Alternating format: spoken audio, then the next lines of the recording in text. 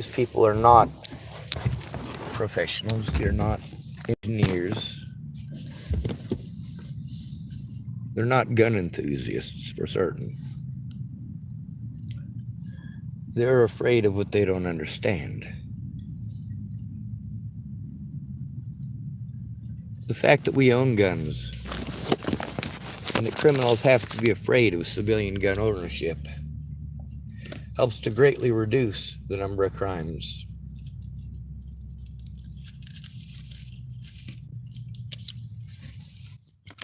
People are less afraid of breaking into your house, stealing your things, and killing you and your family if they believe there's a risk that you might get them first.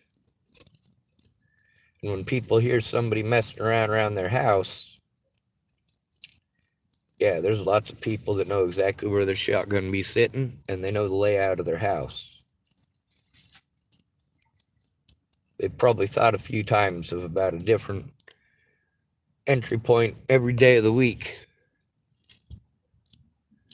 Lots of those gun enthusiasts, that's what they dream about. Some stupid SOB coming through their back window, busting in their front door.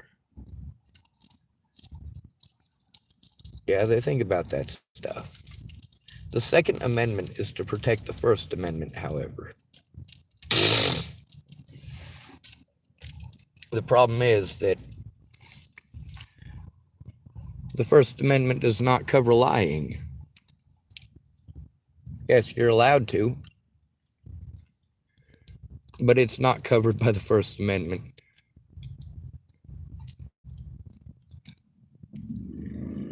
You're allowed to have an opinion. You're not allowed to maliciously slander people. Of course, when you do it before Congress, it's okay. What does an assault gun look like? It's a pistol. A pistol. What is your likelihood of being shot by a rifle in a murder? Not very good. It's more than likely going to be a pistol. Why is that? Because pistols are easy to hide. Pistols are easy to aim. You can use them in close quarters easily, which makes them excellent for working in a house or inside of a building.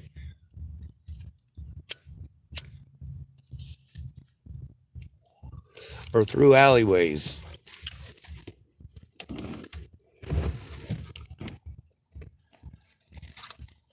When it comes to assaulting people, what type of assault are you talking about? All guns are capable of killing. Well, all real firearms anyway. And you could probably find a way to kill somebody with a plastic one pretty easy. Just wouldn't be using it as intended. See, here's the problem with the laws. The laws take away the guns, not the intent.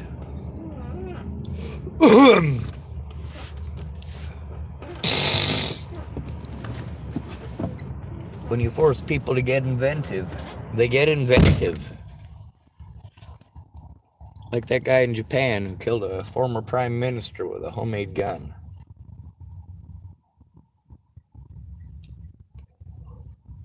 I saw that thing. It looked like crap, but it worked.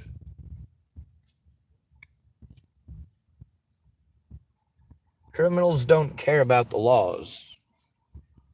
Right now we got congressmen lying before Congress and thinking if they just keep saying the same thing over and over as if it's true, it'll make it true. No, it doesn't. You're afraid of the big black rifle. I get it. The AR-15, although it is one of the least likely weapons to be used in a drive-by shooting, in a home invasion, yeah, people don't usually grab that. They usually grab a 9mm today. In the 70s and 80s, it would have been a 22 long rifle or a 25 ACP on up to a 32.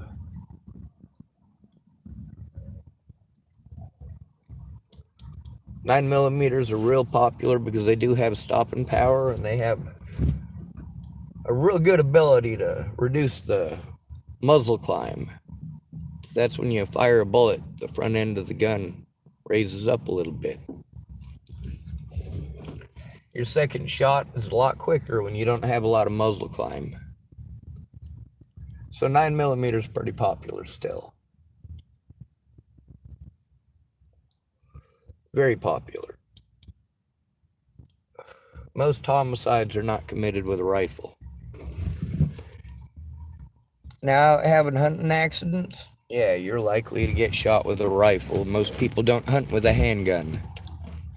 Now, those of you who want to argue that and say that you got an uncle who hunts with a handgun, well, your uncle is not most people.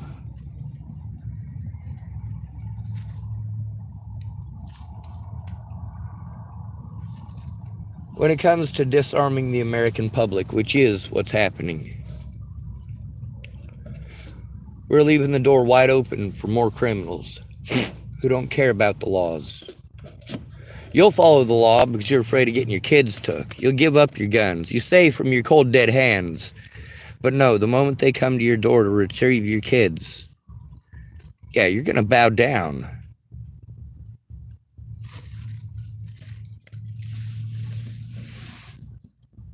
Are your guns worth your kids? And that's what it's coming down to now. Your right to defend yourself and your family. They're going to take away your right to defend yourself and your family from them, and you already don't have the right to defend yourself and your family from them. The Constitution guarantees it. But ignorant people who don't know what the hell they're talking about or who's running the show.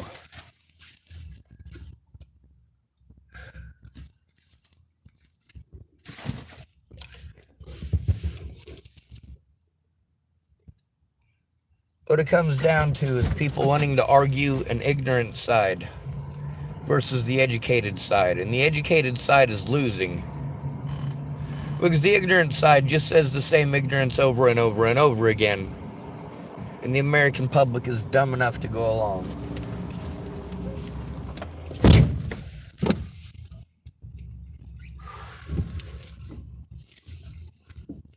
A pistol. That is the most likely weapon used in a murder. As far as guns go. Not a rifle. You guys see in Hollywood all the fancy long-range shooting in the middle of a city, New York, and friggin' downtown LA, and what was the one with Jamie Foxx? I think that one was supposed to be in Washington, D.C. And you see these people with these high-powered rifles all out in the open. And no, that's not how it's likely to happen, is it? John F. Kennedy was shot with a rifle, an Italian rifle, bought through a mail-order catalog. Yep. But how about Abraham Lincoln, shot with a pistol? What about the famous duel with Alan Burr?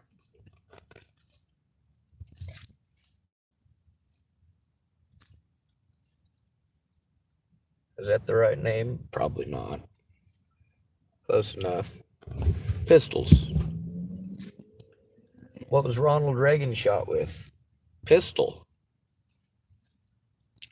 What are pistols for? Pistols are entirely defensive weapons, even when used offensively. The reason for this is because they're used in CQB, close quarters battle. Somebody breaks into your house, that's not a military thing.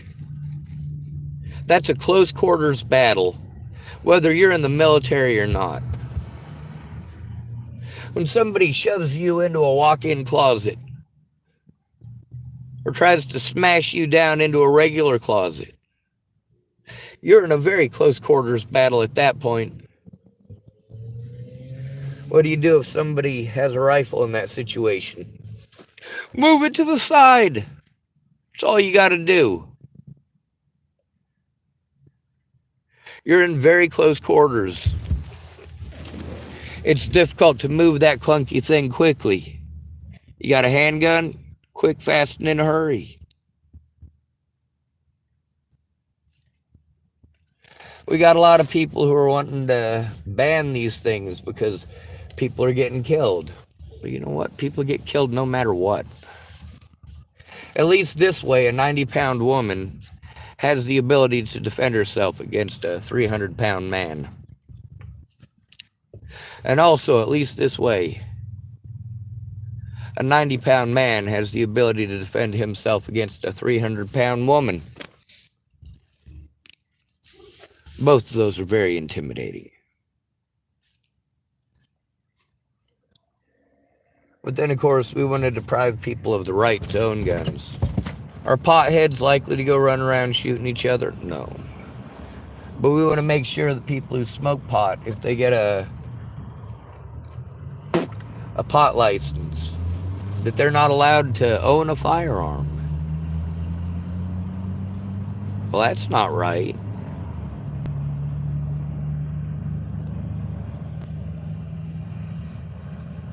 Now you're making it so that people aren't allowed to defend themselves or their property. That armed assailants can have free reign, and they have. In many states where medical marijuana is legal,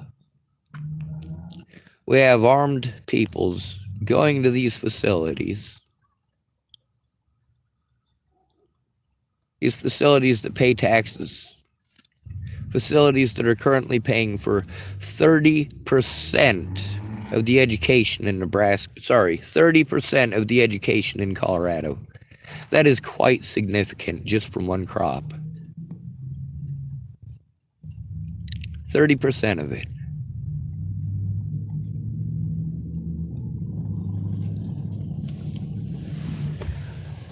So we got potheads that ain't interested in hurting people. They just want you to leave them the hell alone.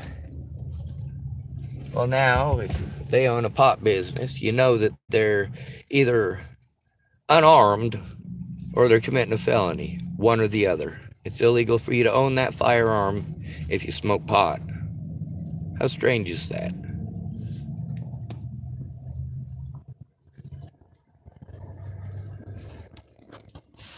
Why would they put stuff like that into law? Well, probably because pot smokers tend to not give a shit about a lot of things. They care more about their rights and their comfort than they do about your silly ignorance. Are they more likely to shoot back? Well, hell yes. These are people who have stood up to the government for many years. And of course, I have every bit of respect for them. Now, as far as smoking pot goes, well, if it's for you, it's for you. If it's not, it's not.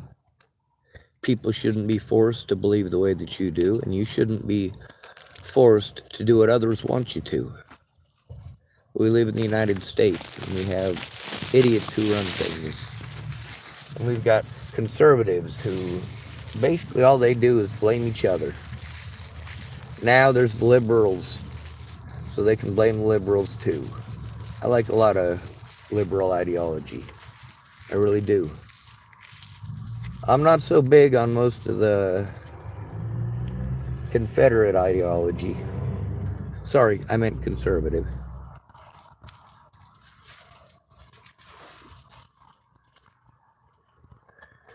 The idea that the American people should not be allowed to defend themselves from a government that does not represent them, does not protect them, and does not uphold its own laws. Yeah, we have every reason to keep and bear arms, including military hardware. By the way, you can get a breech loader cannon. You don't need an FFL for it.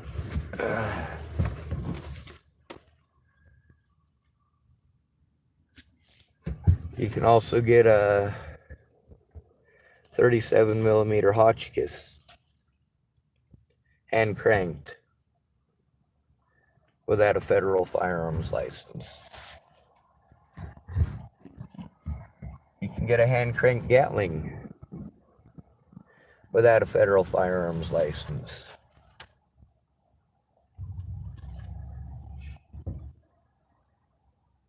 You can also get the starter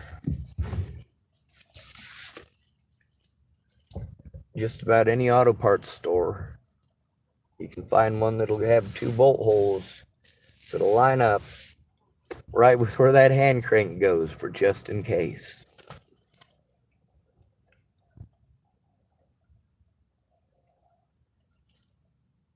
Y'all pretend like we're living in the Wild West. We ain't. The people most likely to be the target of victimization is people that you know are not armed. Historically, it wasn't until recently that civilians weren't allowed to own firearms or arms at all. The only times in history where we really had that issue is very specifically in case of tyranny.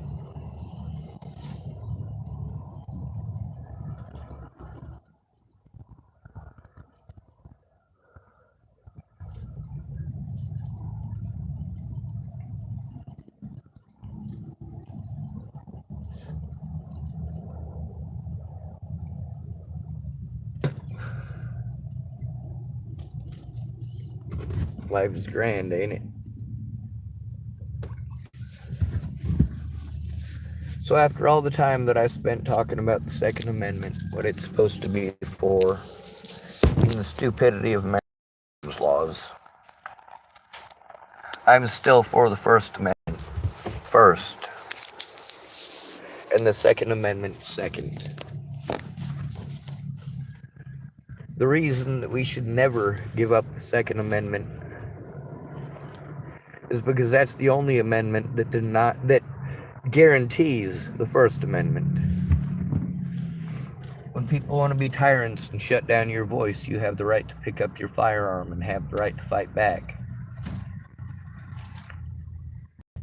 When you and your friends, family, and loved ones are being harmed or killed over bad politics and bad laws written by greedy people, ignorant of the ways of the world. They only know politics. They only know how to lie, cheat, and steal. On the bright side, people are paranoid of the AR-15, one of the least likely rifles to get murdered by in the United States.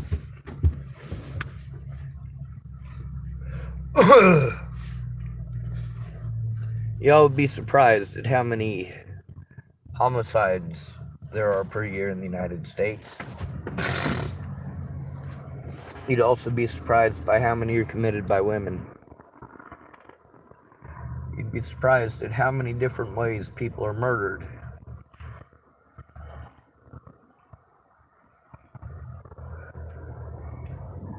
You know what the biggest thing that you have to worry about as an American? The biggest fear of infringement upon your rights? That flashy thing right there. That's a police officer. They don't care if you're being harmed, they care about blaming after the fact.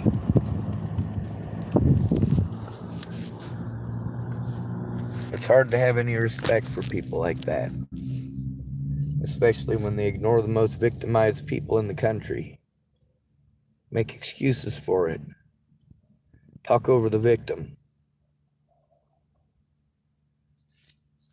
But you guys don't care about the victim. You show how unimportant the victim is by allowing people to talk over them and treat them with disrespect.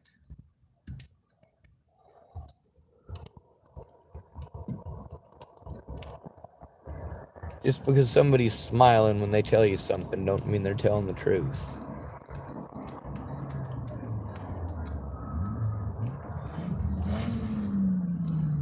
People are more likely to believe a pretty face.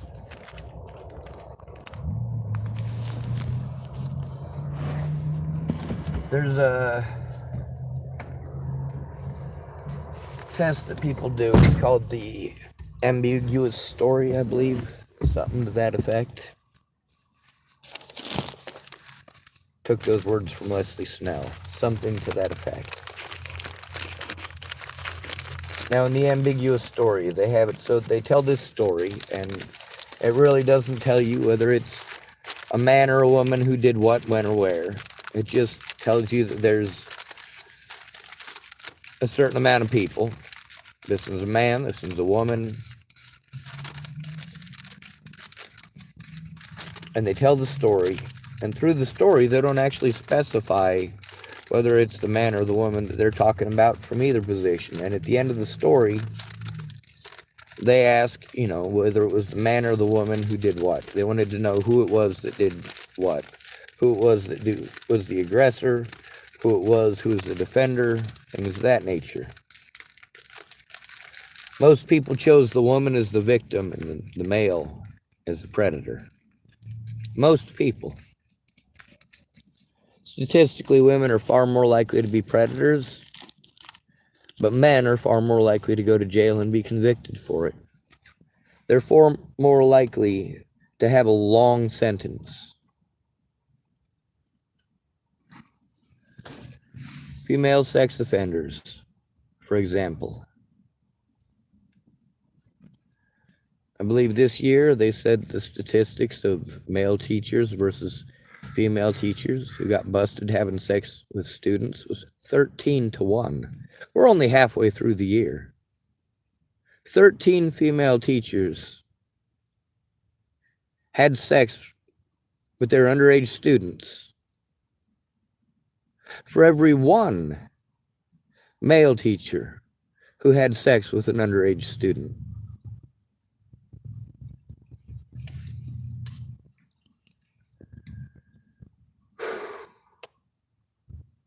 It's scary for a man. What's a male teacher most likely to get? What's his average sentence going to be? At least 16 years. On up to potentially 40. What's the average sentence for a female? 8 months. Well, you guys are listening to idiots who think that a shoulder rest is a bump stock that makes a semi-auto rifle into a full auto rifle. That's what you're focused on.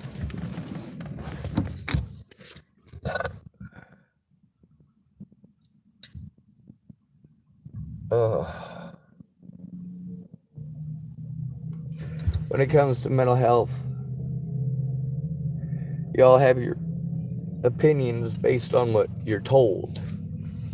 Do you look into it and find out if it's true? A lot of people stopped being anti-gun after a very, very famous speech. I don't remember who told it. I just remember the guy was so full of crap that it was an internet meme for quite a while. And after that, there was a lot of people who were anti-gun that went, all right, this guy is a complete and total idiot. And maybe I should rethink my strategy on going along with what the United States government says and probably take it upon myself to make sure I can defend my family, because they're not gonna. The least likely people in America to be armed are the homeless population.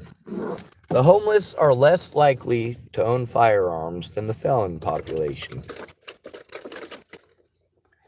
Which is amazing, since 81% of those incarcerated in the United States were homeless when they were arrested. Yeah.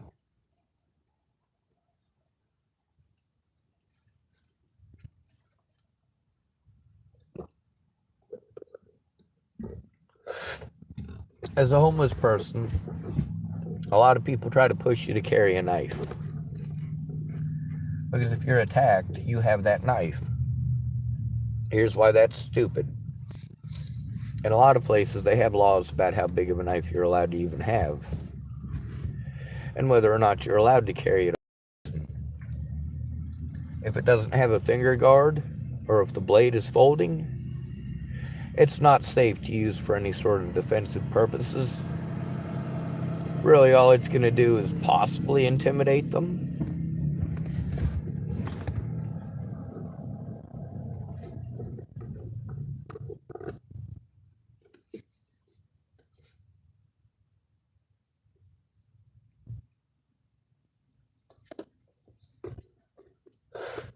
When Desiree and DJ were up in the mountains,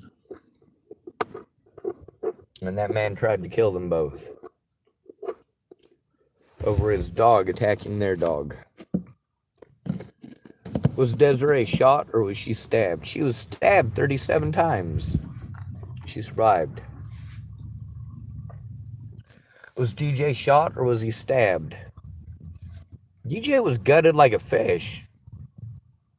He survived. He's got a scar going from below his navel all the way up to his rib cage. When Spencer Crawford got all messed up on hallucinogens and killed his best friend, did he shoot his best friend? No, he stabbed him right in the heart.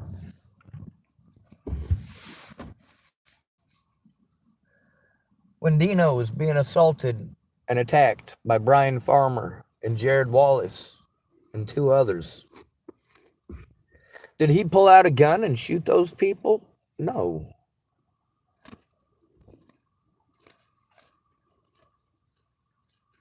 He pulled out a knife. He defended his life. And he went to prison. That's what happened to my friend Dino.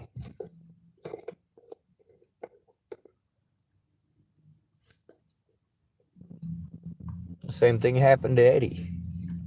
He used to play guitar down on the Pearl Street Mall. What happened to him? Well, a couple of violent hobos that tried to kill me just a night or 2 earlier decided they were going to kill Ed. They were on the losing end of the stick, knife, whatever.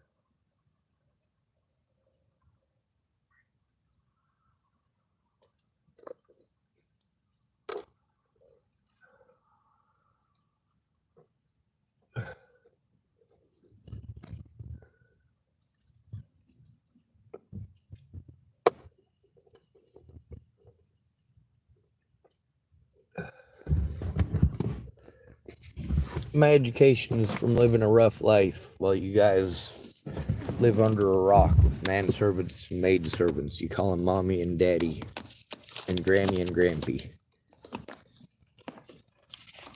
Well, you have special rights and special privileges. Well, you have assistance that many of us never had and never will. While you were able to get a good start before your credit was screwed up from being ripped off over and over again.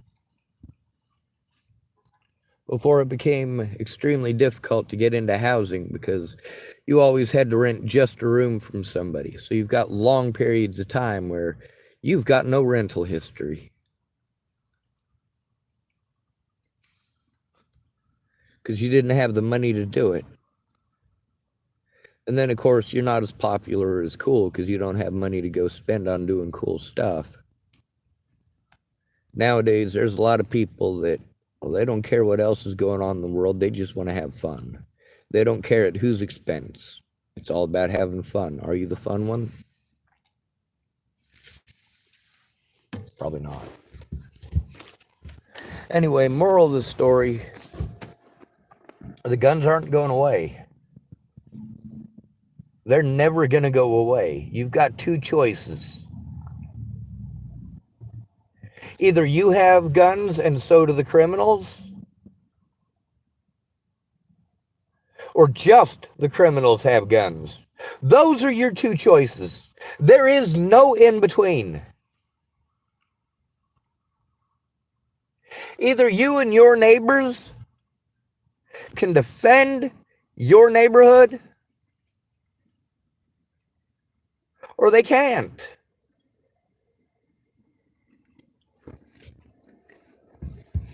You know how well Samurai sword works against an M1 Garand. How well does a samurai sword stand up to a Remington 700? How well does a samurai sword stand up to a 45 ACP? Or a 9mm? I'm not going to hold much hope for the person who brought the knife to the gunfight. But most people are not brandishing knives that big. Most people aren't brandishing rifles. Desiree wasn't stabbed with a sword. DJ wasn't stabbed with a sword. Angus wasn't stabbed with a sword. Jared wasn't stabbed with a sword. Brian wasn't stabbed with a sword. And if somebody intends to do harm to you, it is more likely that it's going to be a handgun or a shotgun. When it comes to home invasions, yeah, people don't really want to go in there with a rifle. If you're off by just an inch or two, that's going to suck for you. But if you're off by an inch or two with a shotgun, you still hit something.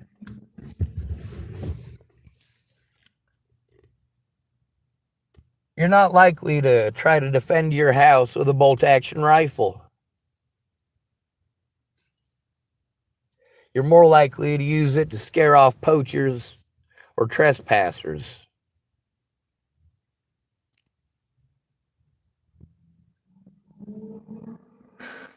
Of course, we gotta try to make scary space gizmos like the AR-15/M16 into far scarier things than they are. You know what? Your grandma can defend herself with an AR-15. She's going to have some problems with the 45 ACP.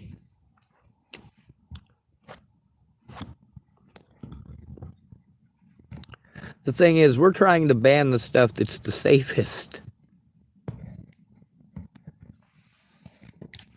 The stuff that makes it the easiest for a home defender to defend themselves. Like no sawed-off shotguns. We're not taking away pistols. Pistols are meant exclusively created for the murder of men.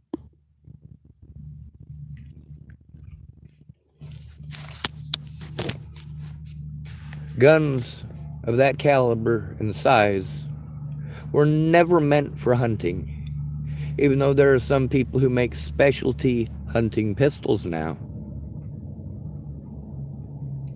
They were never meant for animals. They were never meant for plinking. They weren't meant for hunting men. They were meant specifically for close quarters battle.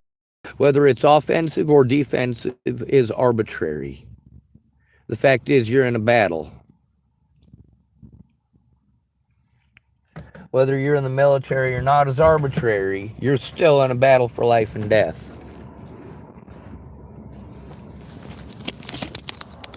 I encourage all of you who want to get rid of all of the guns, take a look at the most likely population to be unarmed as far as firearms go. Per our population size, well, you say that black people are victimized more than anybody else, and the records show it. No, they don't. Arrest records, convictions, they all show that the homeless are more victimized. When it comes to people who are being shot by the police, there's about 60 million black people in the United States. About 60 million, and they account for 24% of those killed by police last year. Homeless people account for about 600,000 people.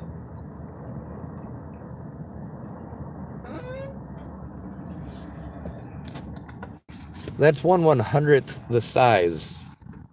1/100th the population size. Yet they accounted for 61% of those killed by police last year. In Los Angeles, There are 2 homeless people killed by somebody in a house for every person in a house killed by a homeless person. 2-to-1 ratio. Because we're easy to victimize. What is the likelihood of you finding the killer if they killed a homeless person? They're not very good.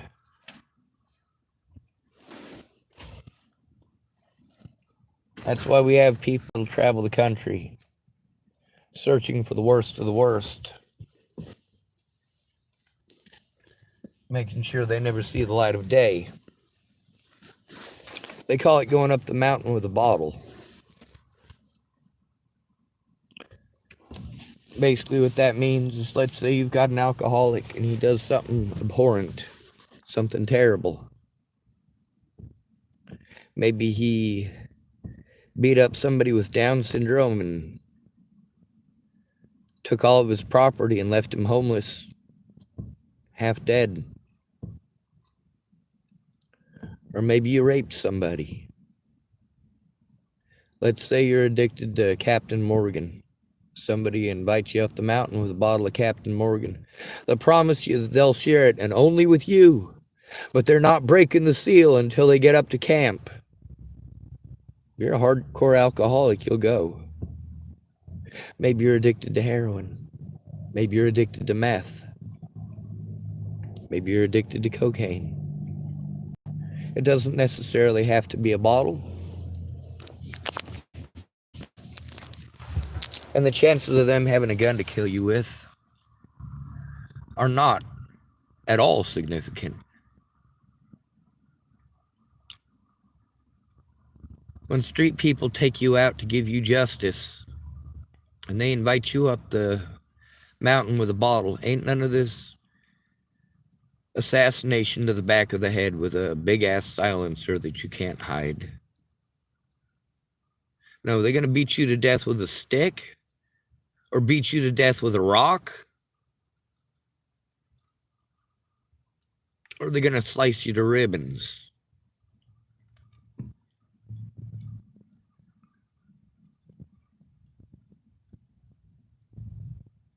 They might just push you off of something. That's more common in Washington State.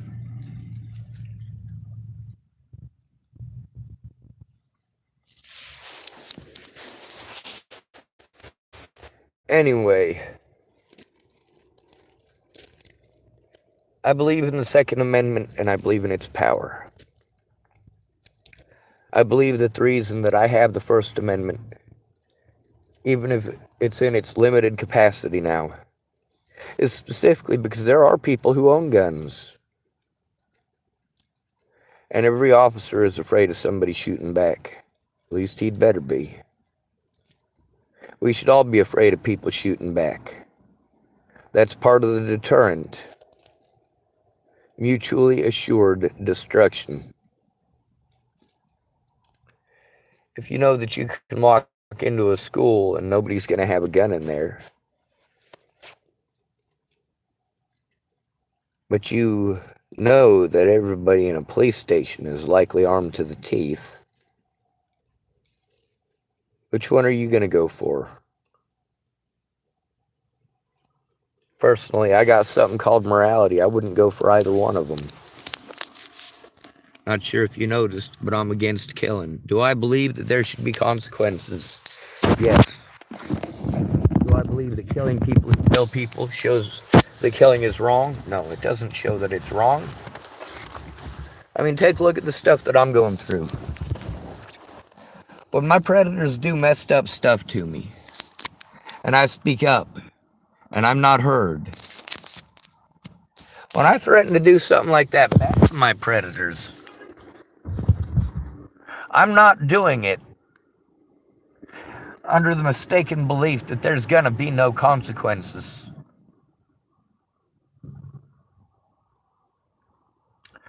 I don't want people doing the same things that I've done. I don't think that they should have to. And that's the point of me doing these things. But also, part of that point is that I have to serve my time for doing these things back. And most of these cases I have.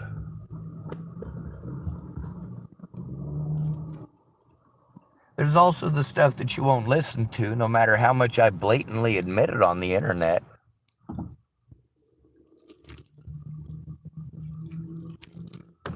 A lot of things that you not listening. Like, of course, that AR-15 that I was forced to make. Was I literally forced to make it? Was I forced to make it at gunpoint? No. I was blackmailed. With fear for myself and my evidence. Like I said, my life is not important. Only my evidence is. Someone wants to take that evidence and establish a timeline with it. Even without me here, you can get a lot of convictions out of what's in there. You'd get a lot more with my voice, but obviously, in the conditions I live in, my voice is ineffective. I could say something 100 times to somebody, they'll still pretend I never said it.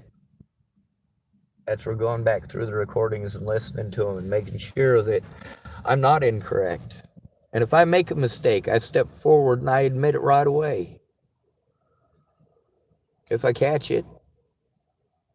But the more stressed out I am, the less likely it is that my words are going to come together right. The more stressed I am, the less likely I am going to catch when I make a mistake. Because I'm overwhelmed. I've got a hell of a memory. But names and numbers aren't coming to me when I'm stressed or when I have to meet a lot of different people in a lot of different places and start over every place that I go only to be victimized by law enforcement first. That's all right, though. I have the ability to record now. I just don't have any real friends or family. People are too paranoid about what might be from the smallest margin, the smallest group, and least likely. But you want to be afraid of them. Out of all violent deaths of children, 62% of those deaths come at the hands of one parent or the other.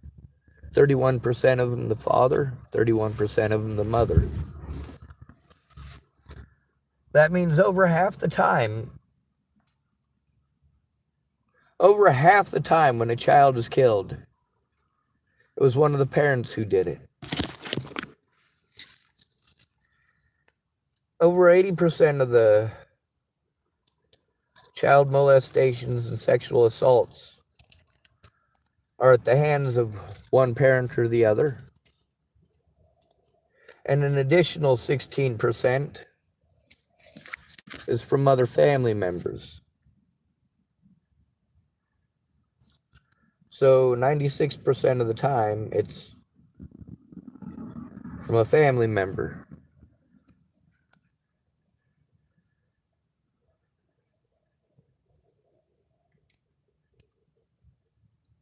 Your chances of being sexually assaulted by a complete and total stranger are less than 1 in 1,000.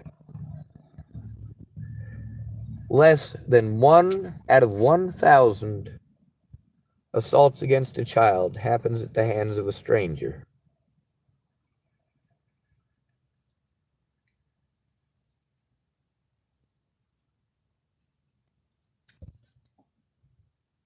So while you're trying to blame a bunch of hobos that don't know your kids and don't know you and don't want nothing to do with you because you're a judgmental prick, while you're walking by hand in hand with your kid and saying, stay away from those people, they're the ones that mommy and daddy warn you about. Well, statistically, maybe mommy and daddy should be warning the kids about mommy and daddy, but you won't do that till the divorce. Stop blaming the guns. Stop disarming American citizens.